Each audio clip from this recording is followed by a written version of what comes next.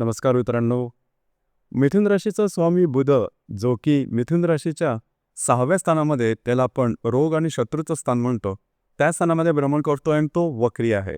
याचा साधारण तुम्हाला अनुभव गेल्या 1-1.5 महिन्यामध्ये आलेला असेल. आरोग्याच्या संदर्भातले त्रास किंवा जास्त प्रमाणात स्ट्रेस वगैरे जाणवलेला असेल.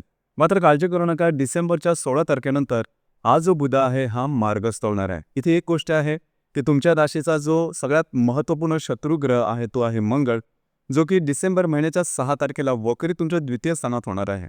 हे जे 2 ग्रह आहेत, त्याचप्रमाणे इतरही जे ग्रह आहेत त्याचे जे प्रभाव परिणाम तुमच्या मिथुन राशीवरती डिसेंबर महिन्यात कशा प्रकारचे असणार आहे, त्या सर्व संदर्भातली खुलासेवर चर्चा आपण या व्हिडिओमध्ये करणार आहोत. तर सुरुवातीला आपण चर्चा करू की तुमचं जे स्वास्थ्य आहे, मानसिक किंवा शारीरिक, हे नेमकं कशा प्रकारचं असेल. तर साधारण तुमच्या राशीचा जो स्वामी आहे बुध, आता सांगितल्याप्रमाणे तुमच्या 6ष्ठ स्थानामध्ये भ्रमण करतोय. दिनांक 16 तारखेनंतर तो जो वक्री आहे तो मार्गस्थ होणार आहे. 6ष्ठ स्थानचा तो स्वामी आहे मंगळ, जो की तुमच्या द्वितीय स्थानामध्ये भ्रमण करतो आहे. हा साधारण दिनांक 6 तारखेनंतर वक्री होणार आहे आणि 6व्या स्थानात भ्रमण करणाराच जो रवी आहे, हा तुमच्या 7व्या स्थानात जाणार आहे दिनांक 16 तारखेनंतर. जो अष्टमेश आहे शनी, जो की तुमच्या भाग्यस्थानात भ्रमण करत आहे, तो मार्गी होता आहे. एकंदरीत सांगायचं झालं तर या संपूर्ण महिन्यामध्ये तुम्हाला काळजी करण्याची अजिबात आवश्यकता नाही तुमच्या हेल्थबद्दल किंवा तुमच्या शरीर स्वास्थ्याबद्दल. मानसिक किंवा शारीरिक जे तुमचं स्वास्थ्य आहे ते अतिशय उत्तम राहील. गेल्या 1-1.5 महिन्याचा जर का तुम्ही कालावधी बघितला, त्या दरम्यान जे काय स्ट्रेस टेन्शन तुम्ही वाहिले होते, ज्या तणावाखाली तुम्ही चालत होता, तो संपूर्ण तणाव ह्या महिन्यामध्ये अगदी पूर्णपणे निघून जाणार आहे. एक वेगळ्याच प्रकारचा आनंद वेगळ्या प्रकारची एनर्जी तुम्ही अनुभवणार आहात. त्याच्यामुळे त्या संदर्भात काळजी करू नका. गोष्टी तुमच्यासाठी अतिशय फेवरेबल असणार आहे. त्याच्यामुळे स्ट्रेस घेऊ नका. दुसरी महत्त्वाची गोष्ट म्हणजे आर्थिक स्तराबद्दल सांगायचं झालं तर तुमच्या राशीच्या द्वितीय स्थानामध्ये भ्रमण करणारा जो मंगळ आहे, हा दिनांक 6 तारखेनंतर वक्री होणार आहे. याचमुळे राशीचा जो सप्तमेश आहे शुक्र तुमच्या सप्तम, अष्टम आणि भाग्यस्थानामध्ये भ्रमण करणार आहे. अष्टमेश जो शनी आहे तो भाग्यस्थानात आहे, तो मार्गी आहे. आणि जो लाभेश आहे मंगळ, हा परत द्वितीय स्थानात वक्री आहे. तर एकंदरीतच या सर्व ग्रहांचा विचार करायचा झाला तर या संपूर्ण महिन्यामध्ये आर्थिक संदर्भामध्ये थोडी काळजी घेणं गरजेचं राहील. तुमच्या राशीबद्दल सांगायचं झालं तर पैसे खर्च करणं थोडीशी पुढे आहे तुमची रास. म्हणजे तुम्हाला फिरायला आवडतं, शॉपिंग करायला आवडतं आणि नेहमी तुमचे जे चॉईसेस असतात, या गरजा तुमच्या असतात, ते नेहमी बदलत असतात. म्हणजे आज एखादी गोष्ट आवडली तर परत 1-1.5 महिन्यात ती गोष्ट बदललेली असते, तुमच्या चॉईसेस बदललेले असतील. त्याच्यामुळे शॉपिंग थोडी जास्त होते, खर्च थोडे जास्त होतात. त्याचा परिणाम तुम्हाला या महिन्यात थोडासा जास्त जाणवेल. तर या महिन्यामध्ये थोडीशी काळजी घेणं गरजेचं राहील. अनपेक्षित खर्च करण्याचं टाळणं गरजेचं राहील, कारण त्याचा परिणाम तुम्हाला येणाऱ्या काही महिन्यामध्ये दिसून येईल. याचं कारण असं आहे की जो मंगळ तुमच्या द्वितीय स्थानामध्ये भ्रमण करतोय, की जो वक्री होणार आहे, हा वक्री मार्गी असा करून तुमच्या द्वितीय स्थानात आणि तुमच्या राशीमध्ये जवळजवळ एप्रिल महिन्यापर्यंत राहणार आहे. तर येणारे साधारण 3 ते 4 महिने या संदर्भात काळजी घेणं गरजेचं राहील. आणि जर का पैसे नसेल तर पैशाचं सोंग घेता येत नाही, तुम्हाला चांगलं ठाऊक आहे. तर त्याचे जे स्ट्रेस आहे ते तुम्हाला पुढच्या 1-2 महिन्यामध्ये जाणवू शकतील. तर साधारण याच महिन्यामध्ये थोडी काळजी घ्या. अनावश्यक अनपेक्षित खर्च करू नका. ते खर्च करणं टाळलेलं तुमच्यासाठी योग्य होईल. दुसरी महत्त्वाची गोष्ट म्हणजे जर का तुम्ही शेअर मार्केटमध्ये ट्रेड करत असाल तर नीट विचारपूर्वक करा, कारण या महिन्यामध्ये शेअर मार्केटमध्ये ट्रेडिंग हे तुमच्यासाठी तेवढंसं लाभदायक होणार नाही. काळजी घ्या. मोठे ट्रेड करू नका, रिस्क अजिबात घेऊ नका. ज्या काय तुमच्या गुंतवलेल्या रकमा असेल त्या तशाच कॅरी फॉरवर्ड करा, परंतु मोठी रिस्क या दरम्यान घेऊ नका. म्हणजे या संपूर्ण महिन्यामध्ये घेऊ नका, कारण येणारा कालावधी जसं मी सांगितलं हा तेवढासा तुमच्यासाठी शुभफलदायी नसणार आहे. या संदर्भात अलर्ट राहणं गरजेचं राहील. यानंतर आपण चर्चा करणार आहोत गृहसौख्याबद्दल, की घरगुती जे स्वास्थ्य आहे, सुख आहे, ते नेमकं कसं राहील. जसं की तुमच्या राशीचा जो चतुर्दश आहे बुध, जो की तुमच्या 6ष्ठ स्थानामध्ये भ्रमण करतोय, 16 तारखेनंतर मार्गी होणार. साधारण तुम्ही बघितलेलं असेल की गेल्या साधारण 3 ते 4 महिन्यामध्ये घरातलं वातावरण काही ठीक नव्हतं, म्हणजे गढूळ झालं होतं. छोटे मोठे त्रास, छोटे मोठे प्रॉब्लेम, काही जणांचे राग, द्वेष किंवा विचार, यामुळे थोडंसं तुमच्या मनात जास्त ताण झाला. कारण तुमची जी रास आहे ती थोडीशी भावनात्मक आहे, छोट्या मुलासारखी रास आहे. छोट्या मोठ्या गोष्टीचा तुमच्यावरती लगेचच्या लगेच परिणाम होतो आणि तुम्ही त्या गोष्टीचा अगदी टोकाचा विचार करता. काळजी करू नका. या महिन्याच्या साधारण 18 तारखेनंतर हा जो ताणतणाव आहे तो बऱ्याच प्रमाणात कमी होईल. तर एकंदरीत भावनात्मक दृष्ट्या सांगायचं झालं तर हा संपूर्ण महिना साधारण 17-18 तारखेनंतर एक वेगळ्याच प्रकारची उभारी तुम्हाला घेऊ येणार आहे.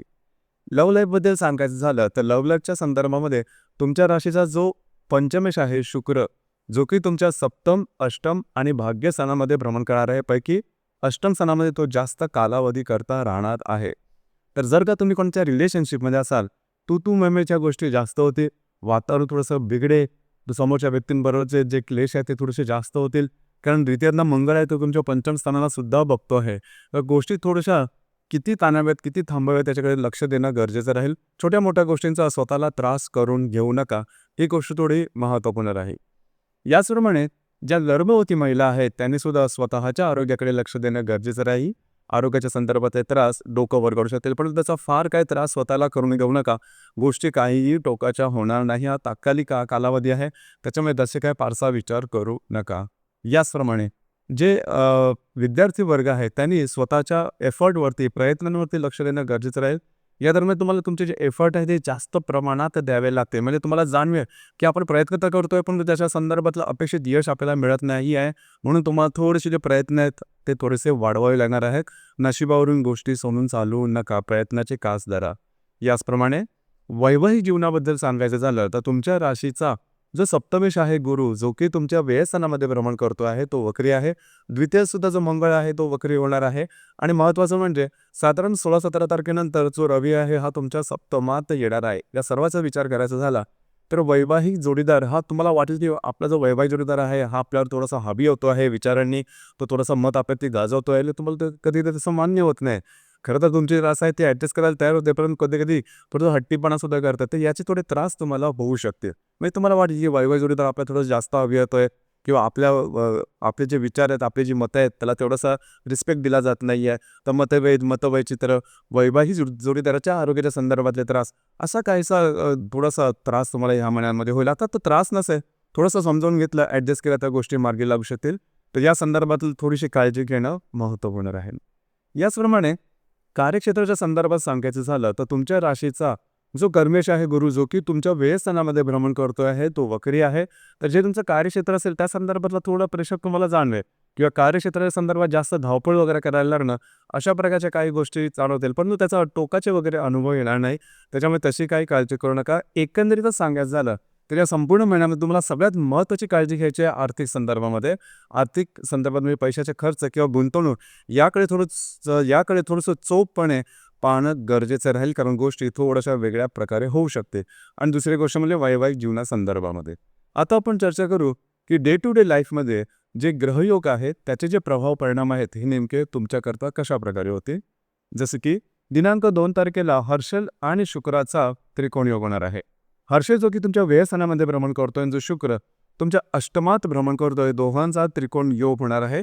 या संदर्भामध्ये तुम्हाला काही छोटे-मोठे आर्थिक लाभ मिळू शकते. फार काही मोठे मिळणार नाही, ज्याला आपण इझी मनी म्हणतो, तशा प्रकारचे काही लाभ मिळू शकते. याचप्रमाणे दिनांक 4 तारखेला शनी आणि रवीचा केंद्र योग होणार आहे. शनी जो की तुमच्या भाग्यस्थानामध्ये भ्रमण करतोय आणि जो रवी षष्ठात भ्रमण करतोय, दोघांचा केंद्र योग होणार आहे. ज्या ठिकाणी तुम्ही काम करता, नोकरी करता, व्यवसाय करता, त्या ठिकाणी थोडंसं तुमचे कॉन्फिडन्स स्पॉईल होणं, ऑफिस पॉलिटिक्स अशा काही गोष्टींना सामोरं जावं लागू शकेल. त्याचप्रमाणे हाडांच्या संदर्भातले विकार ही या म्हणजे ऑर्थोपेडिक त्रास ज्याला आपण म्हणतो, तशा प्रकारचे काही त्रास या दरम्यान डोकं वर करू शकते. याचप्रमाणे दिनांक 7 तारखेला शनी आणि बुधाचा केंद्र होणार आहे. थोडंसं स्ट्रेस वगैरे जाणवेल, थोडंसं म्हणजे तुमचं जे काही कार्यपद्धती आहे त्या संदर्भामध्ये, पण तो काळजी करू नका, कारण स्ट्रेस घेणं हा तुमचा नैमित्तिकच भाग आहे. छोटे-मोठे ताणतणावाखाली तुम्ही असता, तर तशा प्रकारचे छोटे-मोठे त्रास तुम्हाला जाणवू शकतील. फारसा काही मोठ्या काळजी करू नका. याचप्रमाणे दिनांक 12 तारखेला मंगळ आणि शुक्राचा प्रतियोग होणार आहे. शुक्र जो की तुमच्या अष्टमात भ्रमण करतोय आणि जो मंगळ तुमच्या द्वितीयात वक्री असणार आहे, दोघांचा प्रत्येक ह्या थोडासा महत्त्वपूर्ण राहील. तुमचे खर्च या दरम्यान वाढतील किंवा स्ट्रेस किंवा टेन्शन जास्त आल्यामुळे अनावश्यक अनपेक्षित खर्च वगैरे होऊ शकतील. थोडंसं या संदर्भात काळजी घेणं गरजेचं राहील. फसवणूक वगैरे होणं आर्थिक संदर्भात असे सुद्धा काही अनुभव येऊ शकतील. थोडंसं अलर्ट राहा.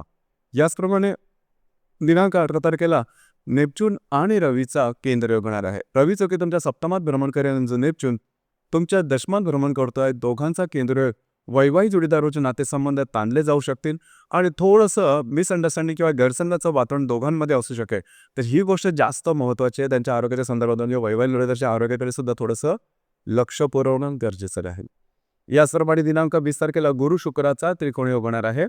शुक्र जो की तुमच्या अष्टमात भ्रमण करेल आणि जो गुरु तुमच्या व्ययात भ्रमण करतोय, दोघांचा त्रिकोण आर्थिक लाभासाठी चांगलं राहिलं. सगळ्यात महत्त्वाचं म्हणजे तुम्हाला जर का बाहेर कुठे जायचं असेल, म्हणजे तुमच्या म्हणजे जे काही कार्यक्षेत्र आहे त्या संदर्भात बाहेर कुठे जायचं असेल, तर हा जो कालावधी आहे तुम्हाला उपयुक्त राहील किंवा तुम्हाला बदली हवी असेल तरीसुद्धा हा जो गुरु शुक्राचा जो त्रिकोण योग आहे हा तुम्हाला उपयुक्त राहील, कारण त्या दरम्यान तुम्हाला काही चांगल्या गोष्टी अनुभवास येतील. साधारण हा गुरु शुक्राचा त्रिकोण योग जो आहे तो 20 तारखेला होणार आहे. याचप्रमाणे दिनांक 27 तारखेला शनी बुधाचा केंद्रयोग हा परत थोडंसं मानसिक तणावाखाली तुम्हाला नेईल किंवा मानसिक तणाव थोड्याफार प्रमाणात जाणवू शकतील. असं फार मोठे काही त्रास होणार नाही. गेल्या 1.5-2 महिन्यामध्ये जे तुम्हाला त्रास तुम्ही सहन केले होते तेवढ्या मोठ्या प्रमाणात त्रासांना सामोरं जावं लागणार नाही. त्याचप्रमाणे दिनांक 28 तारखेला हर्षल आणि शुक्राचा केंद्रयोग होणार आहे. शुक्र जो की तुमच्या भाग्यात भ्रमण करायला जो हर्षल व्ययात भ्रमण करतोय, दोघांचा केंद्रयोग थोडंसं सामाजिक इमेजला धक्का लागण्यासारखे काही प्रसंग निर्माण होते, परंतु त्या संदर्भात थोडीशी काळजी घेणं महत्त्वपूर्ण राहील. याचप्रमाणे या महिन्याची जी अमावास्या आहे ती 1 आणि 30 तारखेला आहे आणि जी पौर्णिमा आहे ती 15 तारखेला आहे. तर साधारणतः या महिन्याच्या 1, 15 आणि 30 या 3 दिवसामध्ये कुठल्याही प्रकारचे महत्त्वपूर्ण निर्णय घेऊ नका, वादविवादात जाऊ नका. तर मित्रांनो, हे होतं मिथुन राशीचं डिसेंबर 2024 करताचं संपूर्ण राशीफळ. धन्यवाद.